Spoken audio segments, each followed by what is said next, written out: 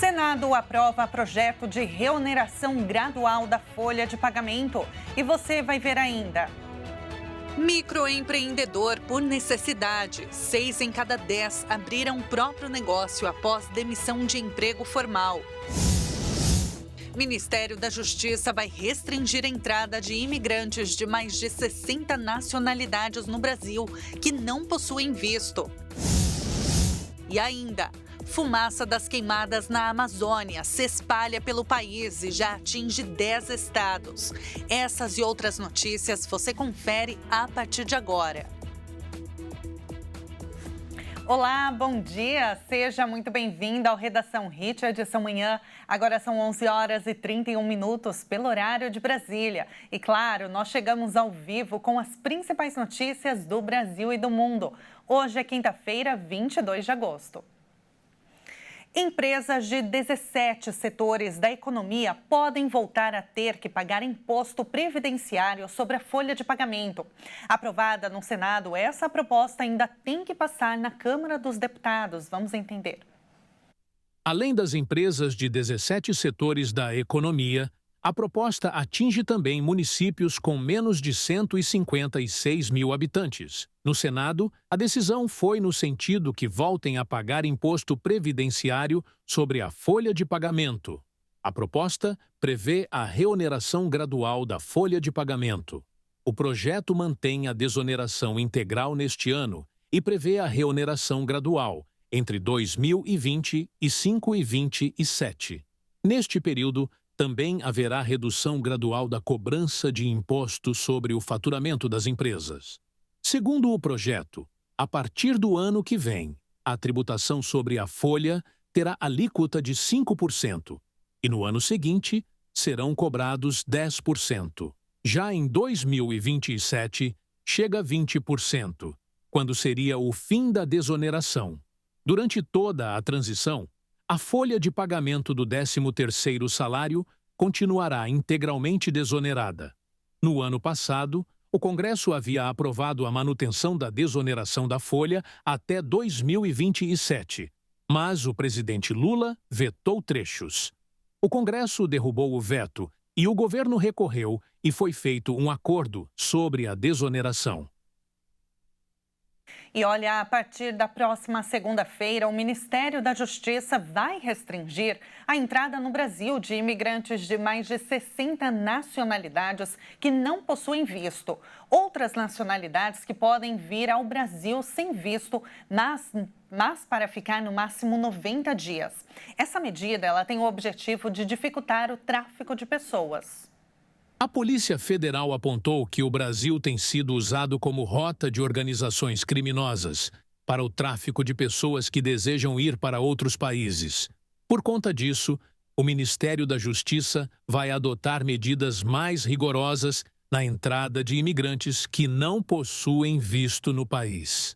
Um relatório de investigação da Polícia Federal indicou que a maioria dos imigrantes que pedem refúgio no Brasil não tem motivações que justifiquem a admissão como refugiados. Muitos vêm do sul da Ásia e de países do continente africano, com o objetivo de entrar ilegalmente nos Estados Unidos e no Canadá. E, de acordo com o Ministério da Justiça, refugiados são pessoas que deixam seus países de origem em razão de um temor de perseguição por motivos de raça, religião, nacionalidade, grupo social ou opiniões políticas, ou devido à grave e generalizada violação de direitos humanos. A partir de segunda-feira, quem entrar com um pedido de refúgio no Brasil vai precisar provar que está sendo perseguido no país de origem para ter autorização para ingressar em território brasileiro. De acordo com a PF, cidadãos de várias nacionalidades compram passagens para outros países sul-americanos, com conexão no Brasil, e não embarcam no segundo voo para o destino final. Eles permanecem em território brasileiro e entram com um pedido de refúgio. A prática é conhecida informalmente como uma lavagem de passaporte. Alguns deles pegam um transporte até o Acre, cruzam a fronteira com o Peru, depois de seguir pela América Central até chegar aos Estados Unidos e Canadá. Entre janeiro do ano passado e junho deste ano, mais de 8.000 imigrantes pediram refúgio no Aeroporto Internacional de Guarulhos, em São Paulo, e somente 117 permanecem no país. A fumaça dos incêndios florestais tingiu o céu de Porto Velho de cinza escuro. A capital de Rondônia está imersa há dias na fumaça devido às queimadas recordes que atingem a Amazônia. Depois de sobrevoar áreas com focos de incêndio na floresta amazônica brasileira, na região de Rondônia, a porta-voz do Greenpeace Brasil, Thaís, destacou a gravidade do uso indiscriminado do fogo para abrir espaço para a pecuária. A gente pôde ver ali, frentes de fogo sobre a floresta para dar espaço à pastagem, porque 90% do desmatamento ele é ocupado por pastagem. A capital de Rondônia está imersa há dias na fumaça devido às queimadas recordes que atingem a Amazônia. De acordo com dados de satélite do Instituto Nacional de Pesquisas Espaciais, Rondônia registrou no mês passado seu pior julho em relação aos incêndios florestais em 19 anos, com 1.618 focos identificados. E a situação continua piorando, com 2.114 focos já registrados, de 1º a 19 de agosto. Então a gente quer demonstrar, algumas dessas propriedades elas também estão embargadas. A gente quer demonstrar a gravidade do problema do uso indiscriminado do fogo na Amazônia e de como as instituições financeiras precisam ter uma solução para impedir que recursos do crédito rural cheguem nessas áreas que acabam contribuindo para essa situação de ilegalidade. Porto Velho, com 460 mil habitantes, registrou a pior qualidade do ar entre todas as grandes cidades brasileiras, segundo os dados do organismo de monitoramento independente IQAir. E essa fumaça vindo das queimadas da Amazônia, como a gente viu na reportagem, ela já se espalha por 10 estados. E somada à umidade baixa por causa do tempo seco, fica ainda pior para respirar. A densa camada que vem cobrindo o céu vem das chamas da Amazônia, que registra o maior número de focos de fogo em 17 anos. A fumaça se soma com a seca que castiga mais de 1.000 cidades brasileiras, piorando ainda mais a qualidade do ar. Esse volume de fumaça ainda se soma a que vem do Pantanal, de Rondônia com a queimada no Parque Guajará-Mirim, há um mês, e da Bolívia, formando uma densa camada cinza na atmosfera que é arrastada para o restante do país, formando um corredor de fumaça. A seca que serve como ignição para os focos de incêndio, somando-se às queimadas ilegais, causam mais problemas no ar. Geralmente, a estiagem acontece de agosto a outubro, mas o pico acontece em setembro, quando sentimos mais os impactos. Mas meteorologistas explicam que ela chegou antes do previsto, ainda em julho. Segundo especialistas, toda essa fumaça que cobre as florestas está viajando milhares de quilômetros e afeta 10 estados. Além do Amazonas, a fumaça chega ao Acre, Rondônia, Mato Grosso do Sul, parte de Minas Gerais e de São Paulo, oeste do Paraná, Santa Catarina e Rio Grande do Sul. A previsão é que o volume de fumaça piore com o vento frio que traz a frente fria do fim de semana. O ar frio deve comprimir a fumaça, fazendo com que ela chegue mais rápido ao restante do mapa. E agora a gente fala de eleições municipais. Em algumas cidades é necessário somente um voto para o candidato ser eleito. Isso porque dobrou o número de municípios que têm apenas um candidato à prefeitura. A média populacional dessas cidades é de 6.700 habitantes. O número de municípios onde há somente um candidato disputando a prefeitura dobrou na eleição deste ano. Em 2020, eram 108 cidades com candidaturas únicas. Neste ano, o Brasil tem 214 municípios com candidato único. Ou seja, basta apenas um voto para que eles sejam eleitos prefeitos. Esse é o maior número de candidaturas únicas das últimas 7 eleições, quando começou essa série História no ano de 2000. Esses dados foram organizados pela Confederação Confederação Nacional de Municípios. A hipótese mais provável é que os desafios de candidaturas em pequenas cidades desestimulam as pessoas a disputar essas prefeituras. Além da falta de recursos financeiros e de apoio técnico, as dificuldades incluem quests burocráticas e entraves jurídicos que tornam a vida pública muito penosa na ponta. O Rio Grande do Sul, Goiás e Mato Grosso são os estados com maiores números de candidaturas únicas. Ainda de acordo com o Confederação, o total de candidaturas nesta eleição caiu 20%, de 19 mil em 2020 para 15 mil neste ano. E agora a gente traz um destaque internacional. 5 corpos foram encontrados entre os destroços do barco de luxo do magnata britânico da tecnologia Mike Lynch, que afundou no início da semana na Sicília. 5 corpos foram encontrados entre os destroços do barco de luxo do magnata britânico da tecnologia Mike Lynch. O iate afundou na Sicília. Os corpos encontrados e ainda não identificados elevam o balanço de vítimas a 6 mortos. Após a recuperação do primeiro corpo perto do local do naufrágio, horas antes da tromba d'água ocorrida na manhã de segunda, uma festa era celebrada no Beijing.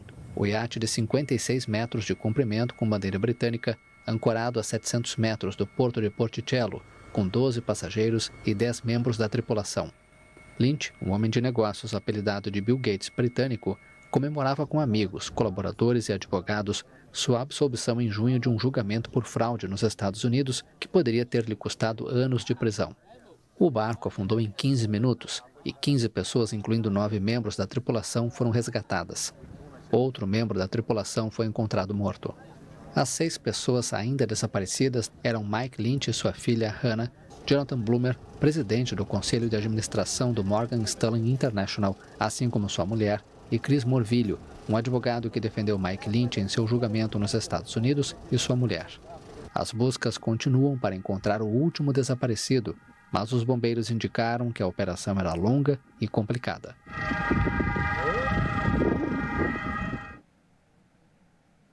E veja a seguir, Vila Paralímpica é aberta em Paris e preparação para o início dos Jogos na próxima semana. Todos os detalhes daqui a pouco, voltamos já já.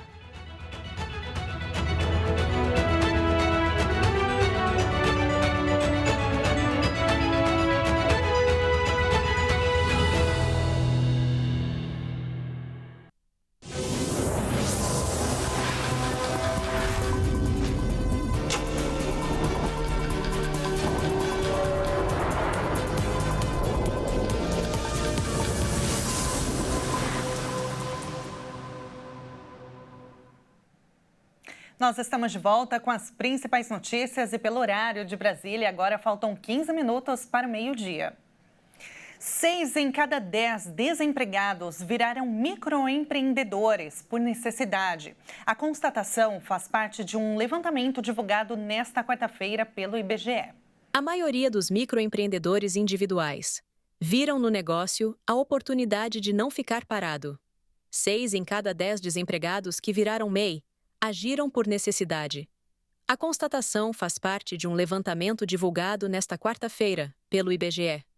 Mais do que um sonho, foi uma questão de sobrevivência para mais da metade das pessoas que tinham empregos formais e viraram MEI em 2022. Na época, o Brasil tinha 14 milhões e 600 mil MEIs, sendo que 2 milhões e 600 mil ingressaram no ano do levantamento.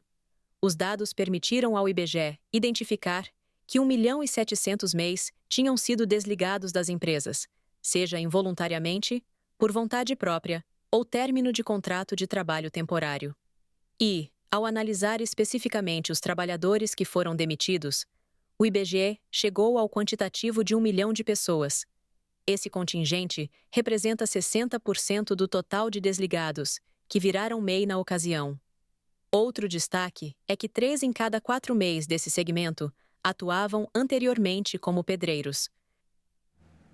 E como nós vimos na reportagem, com o aumento das incertezas econômicas, a prática do empreendedorismo no Brasil é cada vez mais frequente.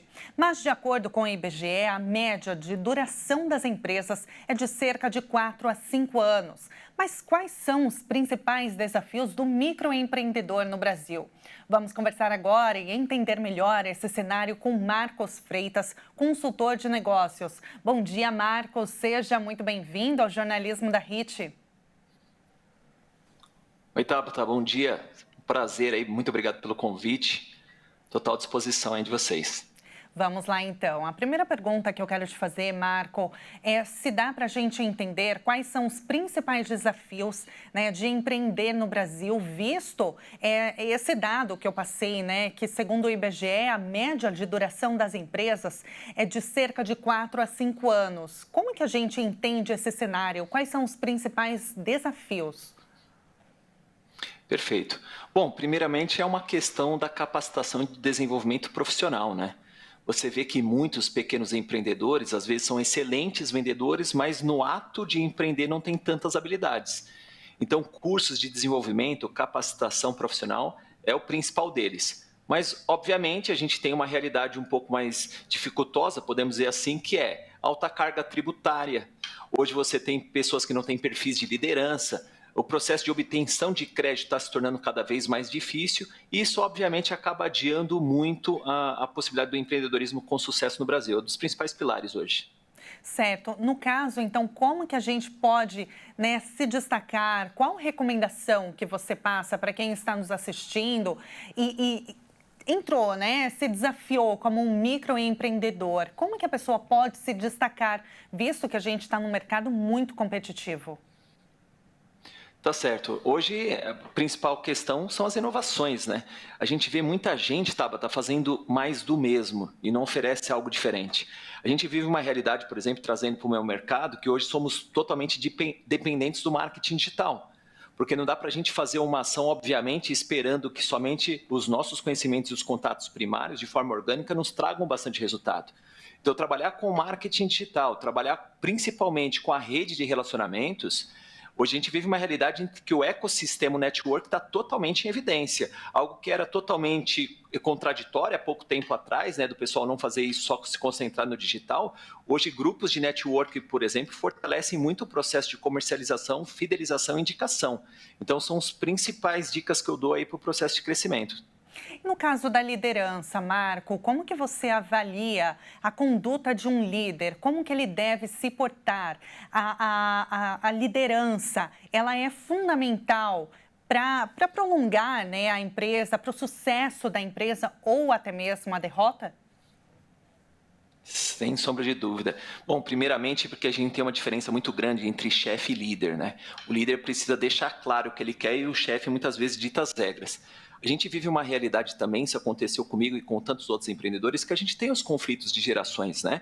Então, não dá para a gente tratar mais o colaborador como a gente tratava há 10, 15 anos atrás. A gente vive uma realidade que se tem mais diálogo, você tem que pegar pela mão, você tem que deixar claro o que você quer. E a pessoa precisa se espelhar. Então, o líder nato, ele precisa ter como protagonismo o me siga e faça do jeito que eu já fiz e obviamente obtive sucesso, né? Diferente do que a gente vê hoje de alguns chefes, a gente fala muito de burnout, de ambiente tóxico, porque o chefe só cobra, não deixa claro o que ele quer, como fazer, e isso vem conturbando muito esse ambiente. Na sua avaliação, então, um líder é a pessoa que quer se aventurar, então, no microempreendedorismo, ela deve buscar uma capacitação, não só também no seu setor, né, na área de atividade, mas também como lidar, fazer, então, a gestão de pessoas, né? Seria esse o caso? Total. Uma das minhas especializações antes de me tornar um líder foi gestão e planejamento em marketing de pessoas. Não adianta, por mais que você seja uma pessoa totalmente introspectiva, ou entender que você é um desenvolvedor, por exemplo, que senta na frente do computador, produz e estou empreendendo, não. A todo momento você tem o contato com as pessoas. Relacionamento pessoal é imprescindível. E por mais que a gente viva uma característica de tantos cargos administrativos, o protagonismo do negócio está no marketing e vendas. Então, quem não se posiciona bem, não se relaciona bem, não atende bem também, né, Tabata, que é um ponto que a gente não pode desprezar, que não é o fato só de vender e empreender, mas de atender, porque o pós, a retaguarda é muito importante.